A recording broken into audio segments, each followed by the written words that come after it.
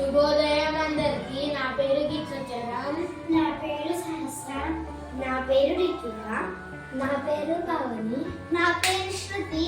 మేము 4వ తరగతి చదువుతున్నాము. మేము అందరం మాకు తెలిసిన సంక్రాంతి పండుగ విశేషాలను చెప్పబోతున్నాము. హిందువులు జరుపుకునే ముఖ్యమైన పండుగలలో సంక్రాంతి ఒకటి. ఈ పండుగ ఆంధ్రప్రదేశ్ రాష్ట్రం వారి ముఖ్యమైన పండుగ. ప్రతి సంవత్సరం జనవరి 14, 15వ తేదీన సంక్రాంతి పండుగను జరుపుకుంటారు. ఈ పండుగను 3 రోజుల పాటు జరుపుకుంటారు. సూర్యుడు మకర రాశిలో ప్రవేశించిన శుభదినమును మకర సంక్రాంతిగా జరుపుకుంటారు. ఈ పండుగను 3 రోజులు జరుపుకుంటారు.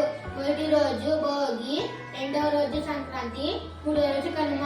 ప్రతి ఒక్కరు పండుగ రోజు కొత్త బట్టలు వేసుకుంటారు. ఉదయమే లేచి ఇంటి ముందు రంగురంగుల ముగ్గులతో అలంకరిస్తారు. నవధాన్యాలతో గొబ్బెమ్మలను పేరుస్తారు. భోగి రోజు పాత వస్తువులతో భోగి మంటను వెలిగించి వాటిపై వేడి నీళ్లు పెట్టుకుంటారు. వాటితో స్నానం చేస్తే దృష్టాలు తొలగిపోతాయని నమ్మకం. భోగి రోజు చిన్నపిల్లలకి రేగి పండ్లు, చెరుకుగడ పూలతో భోగి పళ్ళు పోస్తారు.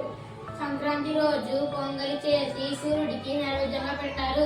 ఇది రైతులకు పంట చేతికి వచ్చే సమయం కాబట్టి తమను భోగ భాగ్యాలతో ఎప్పటికీ ఇలాగే ఉంచమని కోరుకుంటూ ధాన్యాలు పాలు కలిపి వండిన నైవేద్యంతో ఇంద్రుడికి విష్ణుమూర్తికి పూజలు చేస్తారు. పండుగ శీతాకాలం ముగింపు మరి కొత్త పంటల కాలాన్ని సూచిస్తుంది.